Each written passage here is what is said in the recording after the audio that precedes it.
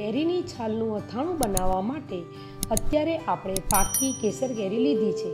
હવે એ કેસર કેરીને સારી રીતે ધોઈ અને ઘોરી લેશું. ઘોરી અને એમાંથી ગુટલા અને રસ કાઢી લેવાનો.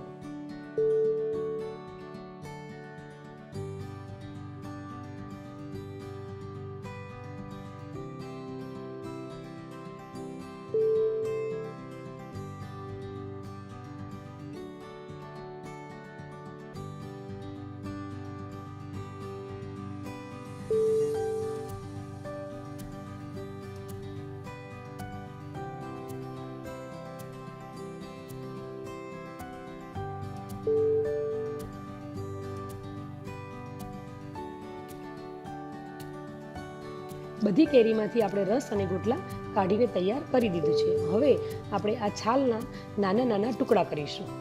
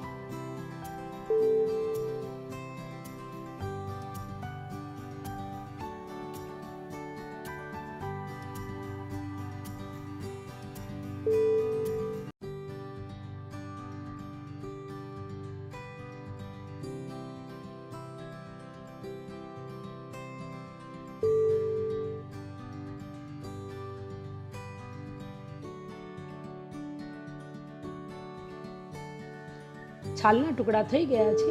હવે આપણે આ કેરીની છાલના ટુકડાને કુકરમાં બાફવા મૂકીશું. બાફવા માટે આપણે 2 થી 3 સીટી પાડી લઈએ.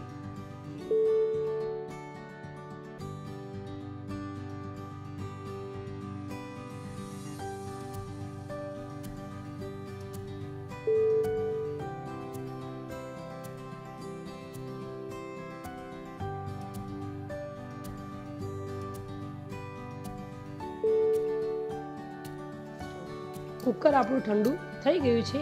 હવે છાલના ટુકડાને આપણે ચાળણીમાં કાઢી લઈશું અને પાણી એમાંથી બધું નિતારી લઈશું.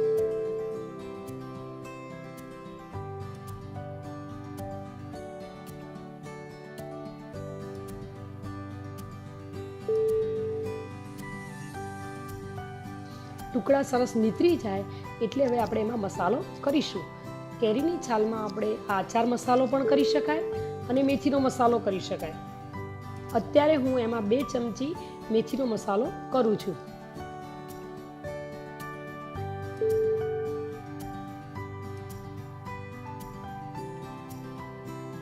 હવે એમાં થોડું કાચું તેલ અને હિંગ ઉમેરીશું.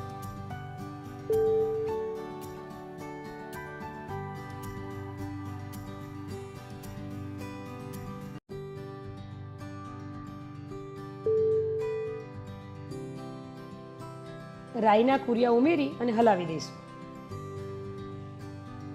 જો તમે આચાર સંભારો બહારથી લાવેલો જે તૈયાર ઉમેરવાનો હોય તો રાઈના કુરિયા અલગથી ઉમેરવાની જરૂર નથી.